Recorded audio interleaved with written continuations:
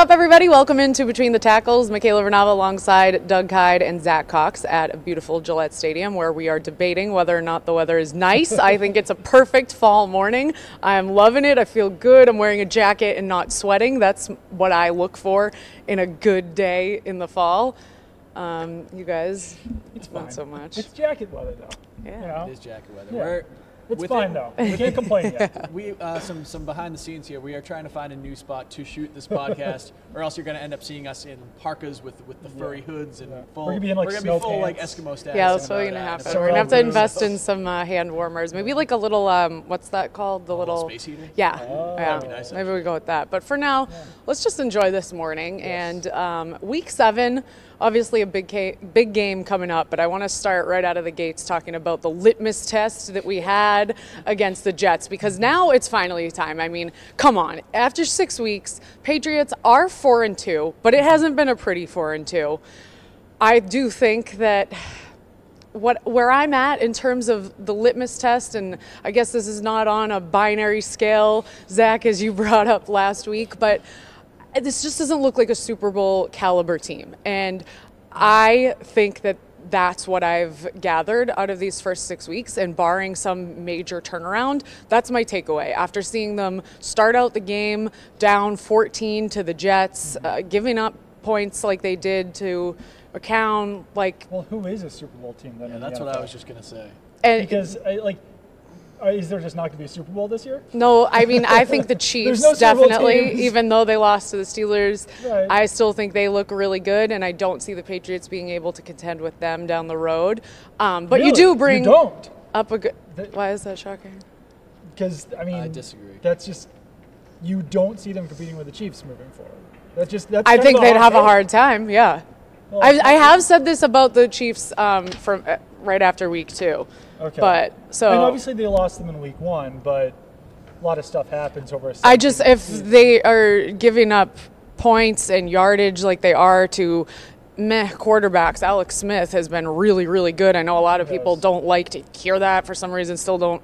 But I mean, the guy's good this season, and I don't see the Patriots defense being able to stop him. 17 points in consecutive weeks, though. So I mean, I don't think you can really criticize that against anyone. I think that that's a good amount of points that they're letting up over the last 2 weeks, and I think it's a good start for the rest of the season. And Bill Belichick said this week that, and if you expect a team to play in week 1 as well as they're going to play in week 17 or week 19, then I don't remember the exact verbiage he used on that, but I think he said incomprehensible. Incomprehensible. Yeah, I do want to. We'll get to that conference call too. We'll get to that in a minute. I just think that, I mean, the Patriots don't look great, but I think people are kind of overreacting about this team a little bit. I thought they looked fine against the Jets. They always play the Jets close in New Jersey. That is a good point. And the Bucs, that was a short week going against a team on the road on Thursday night, something the Patriots have pretty much never done. They still won. They did that without Rob Gronkowski. So I don't know. I think that the offense didn't look great on Sunday, but I don't think that's really the concern moving forward. And the defense pulled it together. Can I just, on what you just said about they've only given up 14 and 17 points in the past 2 consecutive weeks, I think it was Adam Jones that I heard say this, and I liked it. It was that if you're giving up 17 points to McCown, that is like 35 points to a better quarterback like dog years. I thought that was a good point. Well, the Jets are averaging and I know that 17 points per game, so that's just nonsense. I don't know. Yeah, no offense. And I mean, none taken. I have no problem. This is how I feel. This Patriots team is underachieving, I think. Underachieving compared to the 19-0 that people thought they were going to be at the beginning of the season. I look at it as, are they trending up or trending down? And obviously the kind of rock bottom of the season was after they lost to the Panthers here a couple weeks back. Since then, I think they're on an upward trend. I mean, I actually liked the game that they played against the Bucs a couple weeks ago. I know there was a lot of flaws, but it's a Thursday night game. It's kind of tough to take a full picture away from it. And then this game, if you expect the Patriots to go and beat the Jets by 25 points, it just never happens. I mean, it happened here once last year, but that was after the Jets had basically just been in the tank. They didn't care. They were done for the season. Every game they play against the Jets is a close game. I think you're an idiot if you bet if you basically bet the Patriots to cover the spread against the Jets too, if we're talking gambling for a second. But even after this game, they obviously played terribly early in the game for the first maybe quarter and a couple minutes. Then after that, they were pretty good. I mean, their running game was great all game. Their run defense was great all game. Brady kind of picked it up in the end. Rob Gronkowski looked like Rob Gronkowski. Obviously, they had to kind of luck out with that Austin Seferian-Jenkins fumble touchdown ruling deal there. But even if that had happened, I still think they weren't really in much danger of losing this game. It was a bad start, but the way they pulled it out, I came out of this game more encouraged. I had a bad start. They went on a 24-0 run, and just on the Seferian-Jenkins play, real quick, everyone's making such a big deal out of it, and obviously it was a very controversial call. I feel like it's going to be like lost in history that the Patriots were leading by 10 points at that point in that play. Like, but at that point, if they anyway. had gotten that, but how can you say that? That could have completely changed the course of the game. Well, the Jets didn't score. It could have, but anything could have. I don't know. But I mean, I feel like in a situation like that, it's just that, like, most people think he had a touchdown and that they were robbed of 7 points, or at least 6. To take the lead on that play or something. I mean, it would have put the game much more, and that's so much more in reach, and could have. Yeah. I mean, they ended up getting a field goal later. It ended up being a one-possession game regardless. Right. Would it have made it closer? Obviously, but I don't know. I didn't think that it was.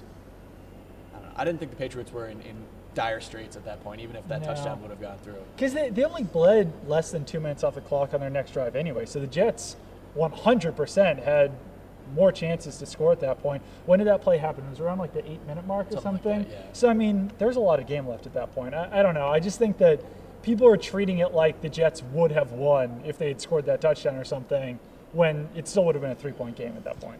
Yeah, and that's true. Yes. But even the best Patriots teams too tend to do this against the Jets. I mean, the Pats went 14-2 last year.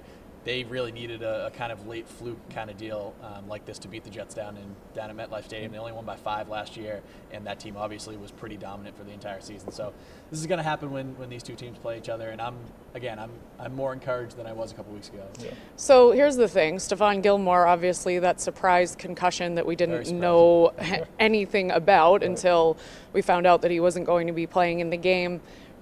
Do you think the defense looked better without him against the Jets? No, because I think the defense looked better against the Bucs than they did against the Jets, and the Bucs are a better offense than the Jets. So I think that if you're using Stephon Gilmore in the right role, in the right way, the defense is absolutely going to be better with him than without him. But I was impressed with Johnson Batamosi. I wasn't expecting – I thought that Josh McCown would be smart enough after playing in the league for 54 years that he would target the guy who hasn't played a defensive snap all season, but targeted him twice, and he targeted Malcolm Butler 10 times. Malcolm Butler responded with 2 pass breakups, an interception, game not saving or clinching, a game-altering play with a fumble. And, yeah, Batamosi targeted twice. It was kind of crazy, kind of wild. Do you think he'll have continue to get the chance for reps and maybe be able to have a role after playing definitely surprisingly well? It's definitely a possibility. I mean, I think obviously Stephon Gilmore will kind of slot right back in there as soon as he's healthy enough to come back. You never know with concussions. I'm expecting we'll probably see him this weekend, but it's hard to really say that because we haven't even watched practice yet. But Batamosi played well, and I mean, like you said all last week, the Jets don't have the greatest receiving core out there. But yeah, he looked solid. He's not a guy that's never played defense before. He played 280 defensive snaps for the Lions last year, so he's a more than serviceable guy, and he's a hard hitter too. He's a big guy. He plays well. I mean, I liked what I saw from him. I wouldn't be surprised to see some more from him. Yeah, and I think that he gives the Patriots defense more flexibility with Eric Rowe out, because Eric Rowe is the other over 6-foot cornerback in this defense. So if the Patriots are playing, 2 tall wide receivers and a shorter receiver, then you stick Rowe and Gilmore on the field with Malcolm Butler. With Rowe out, now they have the flexibility to still put a bigger cornerback on the field rather than forcing Jonathan Jones to play a wide receiver who's 5 or 6 inches taller than him. So I think it does give the defense some flexibility in there, and I think that the fact that Batamosi played as much as he did eliminates any conspiracy theory surrounding the Stephon Gilmore concussion, because he was ruled out on Saturday and people were like, oh, what really happened here, blah, blah, blah. If the Patriots had known that Stephon Gilmore wasn't going to play in this game, then they probably would have altered their defensive strategy, used Patrick Chung a little bit more as a cornerback, used Jonathan Jones a little bit more as a cornerback. But I think since it was such a last-minute thing, they were just like, who's Stephon Gilmore's backup? It's Johnson Batamosi. Throw him in there. This is your role this week. So I'm not buying any of the conspiracy junk about Stephon Gilmore. So you don't think that it's a made-up thing that they just wanted to bench him for a week is what you're saying? No. I mean, that certainly makes sense. Yeah, but I mean, there was a lot of those conspiracy theories out there. I also think that concussions are just not really the thing to have a conspiracy theory about because it's such a controversial issue that you don't want to say that a guy has a concussion if he doesn't. That's a bad luck. I think then if you can easily be like, oh, he like pulled a hammy in practice. Right. yeah, or has a contusion, bruise. But I think then the question just is that I'm curious is at what point would that have happened? Do you think, did it happen on Saturday or did it happen earlier in the week and just wasn't detected? Like if it's a minor concussion? The reports that we heard, I believe it was Josina Anderson from ESPN, said that he suffered it during the game against the Bucs almost a week and a half earlier during a collision with Mike Evans, I think she said. But it was interesting that he was out at practice all week. He was listed on the injury report with an ankle injury that he had the week prior, but he was just limited. He was at practice, and then he was actually removed from the injury report on Friday, then put back on the injury report on Saturday and announced that he was out. So very strange situation. So it sounds like according to the reports we're hearing, he suffered it and then just must have not felt symptoms, I guess, until Saturday, which I don't know. It's a really weird situation. It is weird, just especially because they seem to really have a pulse on if players even do have a collision. They take them off, check them out, and like we saw that with Danny. Right on track of that. Yeah. It's unfortunate for Gilmore too because obviously he's been pretty heavily criticized early in his Patriots career, and now this is giving fans, media, everyone even more reason to criticize and doubt him. Like, oh, this like made up concussion. Coming off his best game of the season. Too. Right, exactly. Yeah, and certainly that's nothing to fault him for. If the guy's injured, he's injured, and I mean, I agree that concussions. Not really something that any team is going to mess around with. It's certainly not a funny situation. It just makes the league look so bad and everything. Like no one, obviously no one wants a player to have a concussion. No one even wants to say that a player has a concussion because it looks bad. Yeah. So here's what I want to ask you guys is about that conference call where at the end, I believe it was Monday, that Bill Belichick went on. When I pulled up the transcript, I was like, 700 scrolling. Words, What, 700 words? Was it 7 minutes? Seconds. Yeah, it was really long. Unbelievable. And then when I read the question, I was like, what set him off, I guess. I was expecting someone to have been like, all right, so Bill, why does your team suck at this point? And I look up and I'm like, this is actually a very valid question that didn't seem to prompt or initiate that type of response. Sometimes he'll answer a question with a really long and rambling response, and then near the end he'll just sneak in something that doesn't really have anything to do with the question, but you can tell he just wants to put that out there. Yeah, this question was about how he balances installing new plays and formations and whatnot each week. So it's like how much of it is stuff that you install at the beginning of the season, and how much can you kind of put in game by game. In-season adjustments compared to your game plan before. And not doing it too much that confuses players, but doing it enough that you get that necessary edge. So he talked about that for 6 minutes. I mean, I honestly kind of spaced out a little bit on the podcast. That's what I was wondering 100%. If you guys just started like hanging up one by one. Like I'm out. You're listening. You're on there, but you're like. But you're like on Twitter. You're like, oh, let's pull up. He's still going. And like you said, this isn't uncommon though. I've heard him do this a lot, where he's just kind of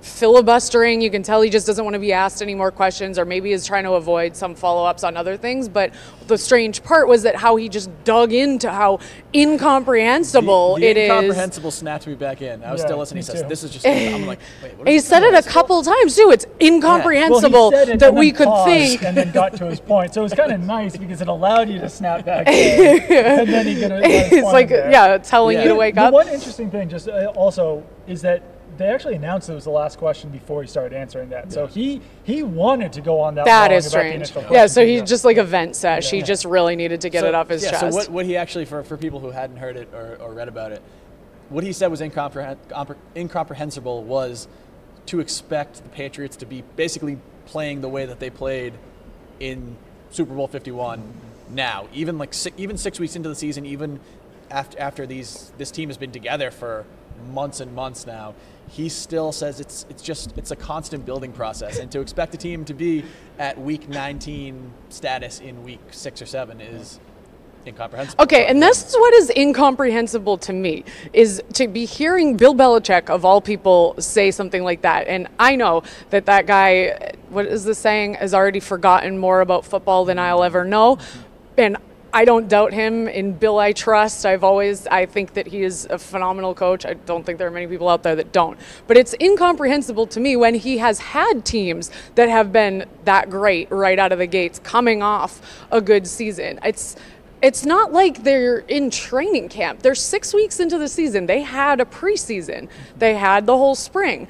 And a lot of the pieces from last year are returning. And like we've discussed over the past few weeks, it is kind of a mystery as to why this team is underachieving when they've not only brought back those pieces who should presumably be better as they continue to grow, but brought in the pieces that they did, the big names, Brandon Cooks, Stephon Gilmore's. I think he's kind of responding to what you're saying a little bit, though, is that you can't expect a team, even 6 weeks into the season, to be as good as they will be once they've been together all year. And I think this is also maybe a little bit of a response to a lot of the Super Bowl rematch storyline, that these are the two teams that played in the Super Bowl. Obviously, they were the best teams at the end of the year last year. I think that he's just kind of throwing a wet blanket on that a little bit and saying, this isn't a Super Bowl. This is just two teams playing in week 7 of the season.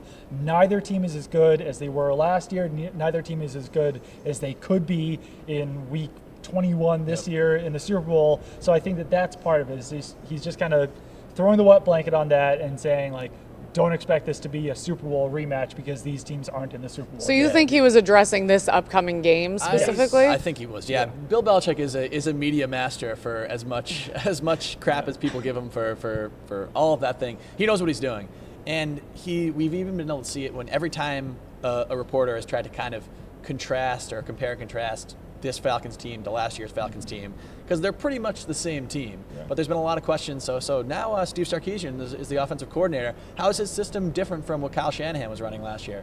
Doesn't want any part of that. He's just saying, I'm only focusing on this team. Steve Sarkisian does this and this and this and this, but won't. He's just very averse to comparing this year's Falcons team to last year's Falcons team. And that's really kind of par for the course for Bill Belichick. He really hates comparisons, especially this year. This year he seems especially averse to comparing things happening this year to things that have happened before. So from the answer to that question, though, I took it as more of a general, him needing to vent his frustration about kind of all the doubt that's out there and him being questioned from media members. And of course, he never likes to be questioned, even when it's about a good thing. But like you said, the rant seemed to be just a need to get stuff off his chest and vent. Thing about him. I don't think he really cares about him being questioned. Yeah. I do think it was kind of a response to the preseason hype that we talked about before, and we've talked about 100 times on this podcast about the 19-0, about everybody kind of expecting them to be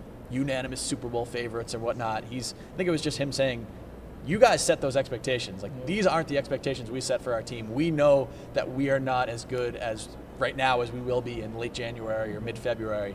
I think that's just kind of him clearing the air on that and being just so you know, this is not what we expect. We don't expect to be a Super Bowl contender in week 6. I think he was also kind of bringing his own team's, I don't know if it's confidence or something in themselves down a little bit, just to kind of say, hey, you guys aren't as good as you were at the end of last season, so you still have work to do. You still need to improve by the end of the year. Yeah, and they certainly do. If their expectations aren't to be able to win a Super Bowl in week 6, okay, I get that, because they're the whole 1 week at a time, 1 game at a time, but I don't know. I hope we see more of an improvement for Patriots fans' sake. I feel like you were saying a lot of these things last year, too. I think you said last year at some point that the Patriots weren't Super Bowl contenders, and I think that Bill Belichick was basically speaking directly to you. He probably was. He was, yeah. Because you know what I do? I stir the pot. That's my job. Stirring the pot. But we're going to remember this. Oh, yeah, you are. In the Super Bowl. Dude, I will eat my words. If the Patriots are hanging banner number 6,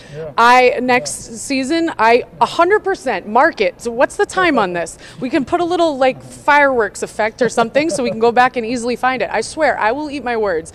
This doesn't feel like Literally, last. will you eat a piece of paper with your words on it? Yeah, I'll write them down. I will write a transcript of this entire podcast, and I'll eat it. I'll eat it. Yeah, perfect. Can we like flavor the Page paper or days. something? Yeah. All right. No, I really will do this. And I mean, it's sad to say, like, for Patriots fans, yeah, I mean, maybe it's not the popular opinion, especially here in New England. Yes, they had their struggles last season, but I just don't think it compares to this. It's a different vibe. It's a different set of issues. I don't know. Like, is this a major Super Bowl hangover? Which that doesn't usually happen with the Patriots. But like, the whole region is hungover. But it's not good 4-2. A 4-2 is 4-2. It was an ugly 4-2. You know what a good 4-2 and an ugly 4-2 looks like. They should be 6-0. They have all the pieces to be 6-0. Right, but they lost to a team that's 5-1 and another one that's 4-2. So, okay, I mean, the Chiefs lost is fine. The biggest thing whenever anybody's obviously the Patriots have not been as they're underachieving. I'm underwhelmed. Compared to 19-0. Underwhelmed and not impressed. Compared to 19-0 predictions. But when you look around the league, how many teams can you say are better than the Patriots right now? The Chiefs. Like the Chiefs, and I would honestly be pretty confident if the Patriots played the Chiefs again that it would be a close game. That's my biggest could turn out fear. differently. But the Chiefs, so you're just like so afraid of the Chiefs. Are they the second best team in the NFL right now? That in terms of who will threaten the Patriots, yeah. All right.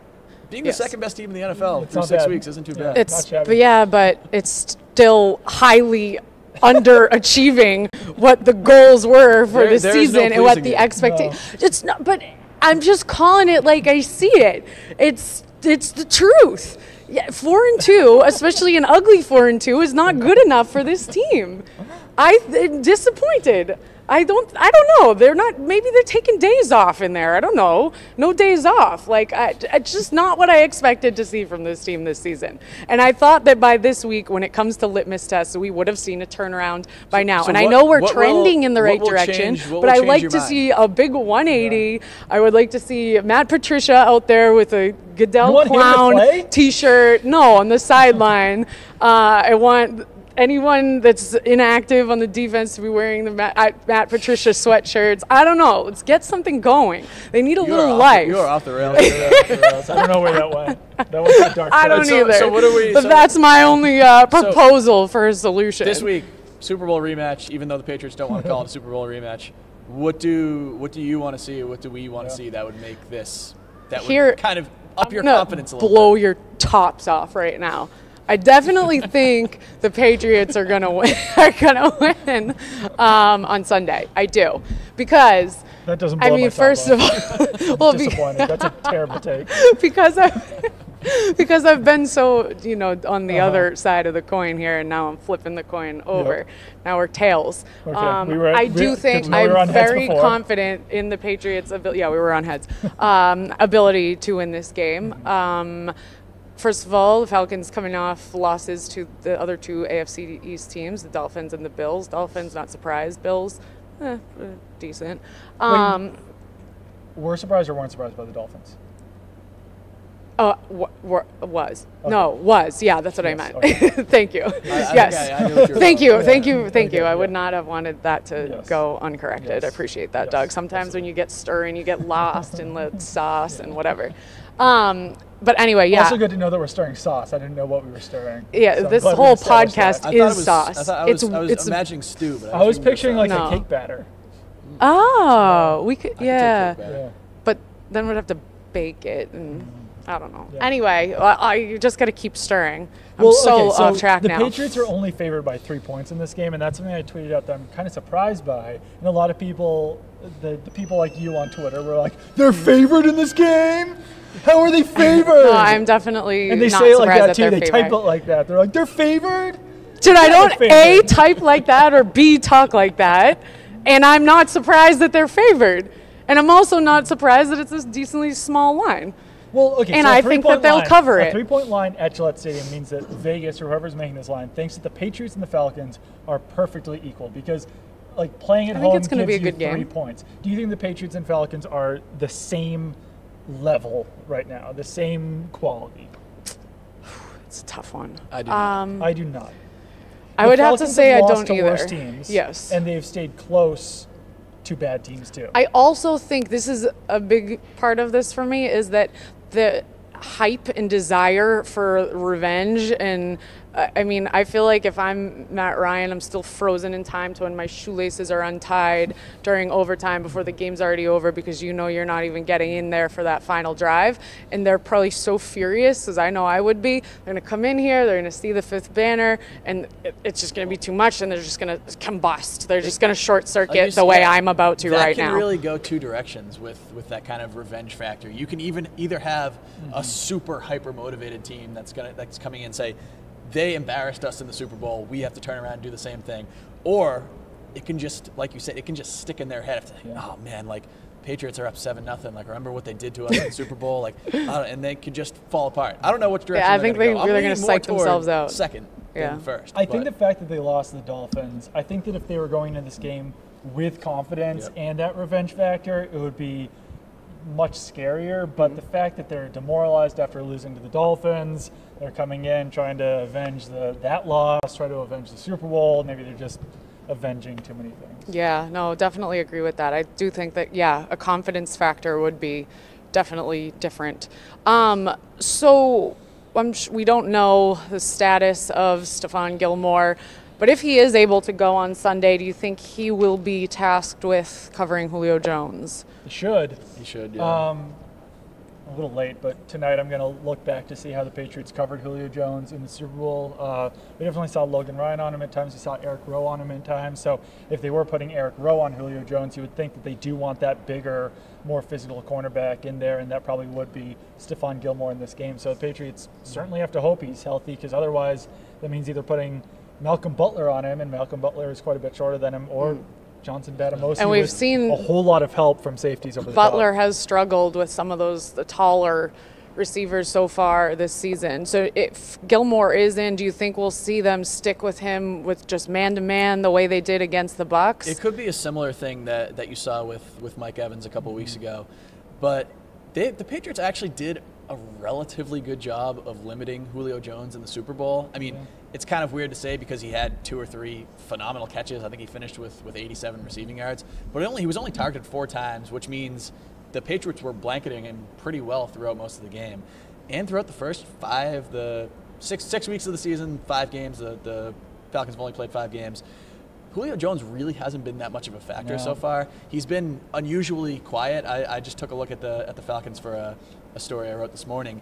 He ranks 42nd in the NFL in targets, which is ridiculous for a receiver of his caliber. I think he's like 18th in receiving yards. He's around 30th, 35th in catches. Doesn't have a touchdown catch yet this season. And Dan Quinn came out and said after their last game, we need to get Julio Jones the ball more often. So I think this could be a game, especially given the struggles that the Patriots secondary has had this season, that the Falcons could really try to just feed the ball to Julio Jones. Yeah. You could see him get 9-10 targets in this game. And depending on how well they cover him, that could be bad news for the Patriots. Because he's still, even though he has been quiet, he's still one of the top, I'd say, 2, 3, 4 receivers in the league. So, but if they cover him as well as they did in the Super Bowl, then he won't get as many opportunities. So. In terms of just the Falcons' offensive strategy and their playbook, how worried are you that communication issues could arise again with the Patriots? They were a bit better against the Buccaneers when Gilmore was in there. I feel like it is tough to compare that to the Jets without Gilmore, but yeah, what do you think about that? The biggest thing I'm worried about with them is covering running backs out of the backfield. It's been a problem for the Patriots seemingly forever, especially this season. And the Falcons have 2 of the best pass-catching running backs in the entire league, in Tevin Coleman and Devonta Freeman. Both of those are guys that aren't just going to catch kind of swing routes out of the backfield. Those are guys that can go vertical. You can see them catching seam routes as we did in the Super Bowl. Both of them had some pretty lengthy gains in that game. So yeah, that's going to be definitely I think the biggest. I don't know. I want to say weakness. I don't. Yeah, I can't even think of the word for it. But it's going to be a big trouble point. Yeah, because Tevin Coleman got hurt in that game too. I think that was really a helped big turning point there during that game, that they only really had to deal with Devonta Freeman. So, yeah, I mean, Matt Ryan hasn't really been himself this season under Steve Sarkisian yet. He was definitely way better under Kyle Shanahan. But it's the Patriots who've let up 3 straight 300-yard passers. So certainly a safe bet to assume that Ryan will put up some better stats this week than he has for the rest of the season. I think it will be an entertaining game. Yes. But yes, Should be, I do think the Patriots will win. And I would like to point out that look at the sun is just coming right on me. Like the sunshine is just beaming in, leaving you guys out in the cold I've because You gotta have it that. knows Right that on you face. don't. I mean, it's rising as we've been here chattering and like stirring the pot, but Two-Face it's right just now. leaving you guys in the dark because it knows that you don't like the cold, and I don't take it. know. It's not I think bad. it's the Anyway. Toes are a little cold, but it's all good. But it's getting nice out. I can tell you that from here to there, it's probably much Half of warmer. me I'm is getting very quite warm. warm. Yeah. I can't really open my eyes anymore. Yeah. But I guess final thoughts here, guys. None. I Okay. don't think I have any. All I right. think that I said I got it off my chest about the line, about the people. So yeah, I'm good. Yeah, They're favored. I like how you infer that tone. I'm not exactly sure. Is anyone tweeting you like videos? Please do. Which, by One the way, person did have done like some videos. 17 question marks. So if someone has like 17 question marks, and that just says Seems Do they like do they're the favored. emoji that's Question like? mark, exclamation point, switch off, Yeah, couple of those. yeah. Yeah. I mean, yeah. Sometimes you got to get your point across and just yell in all caps. Like shift and get that question mark going there. No, you gotta do the two-face. You gotta do the shift. I picture Bill Belichick doing that, just like banging away on a keyboard if he had to write an email to someone. That would be like the electronic version of his conference call. But anyway, this has been a great session of stirring the pot. It's made me really hungry. But yeah, so this has been great. I'm going to go eat now. And you should keep it on NESN.com for all your Patriots and NFL news. This has been Between the Tackles, and we will be back next week.